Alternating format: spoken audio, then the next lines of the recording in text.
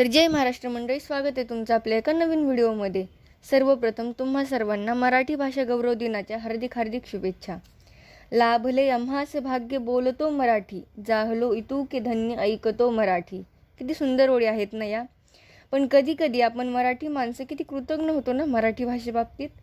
म्हणजे आपली मराठी भाषा एवढी अभिजात, एवढी सखोल, एवढी मायाळू, परंपरागत, अविरत असणारी।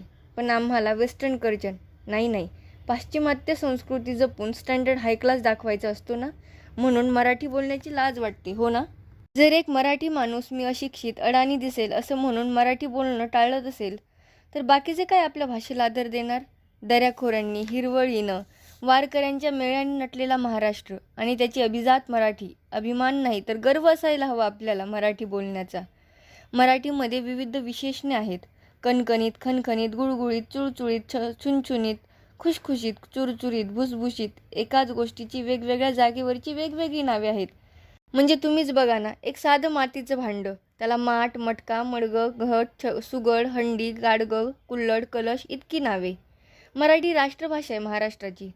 म्हणजे बाहेर राज्यातून येणारे लोक आपल्याला सांगतात तुम्ही हिंदी इंग्रजी बोला का, तर त्यांना कळत नाही, लो स्टँडर्ड वाटते। अरे मग जर तुम्हाला महाराष्ट्रात राहायचं आहे तर तुम्ही मराठी शिका ना। मराठी भाषा वेगवेगळ्या पैलूंनी भरलेली, छबींनी नटलेली, मायेनं उफाळून आलेली भाषा। वराडी, मालवणी, खानदेशी, दख्खनी, नागपुरी, कानपुरी अशा वेगवेगळ्या बोल्यांनी नटलेली। मग एवढ्या जर बोल्या आहेत तर तुम्ही महाराष्ट्रात येऊन आम्हाला सांगणार का की तुम्ही हिंदी बोला म्हणून। बरं, हिंदू नववर्ष हे गुढीपाडव्याला चालू होतं, तरी आपल्याला 1 जानेवारीला हॅपी न्यू इयर म्हणायची घाई। मीही म्हणते ना, पण म्हणून मी मराठी वागणं आणि बोलणं सोडत नाही। एक लक्षात ठेवा, जर अर्धा भारत महाराष्ट्रात येऊन पोट भरत असेल ना, तर तुम्हाला हिंदी बोलण्याची नाही तर भारताला मराठी शिकण्याची गरज आहे।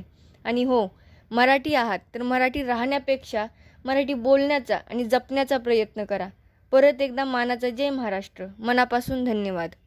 आमचं मराठी पण आम्ही सोडून दिलं, मी नाही सोडलं आणि मी सोडणार पण नाही ती गोष्ट। हिंदुत्वाच्या नावाखाली आमचं मराठीत्व हे जर समजा संपुष्टात येणार असेल तर मला ते चालणार नाही।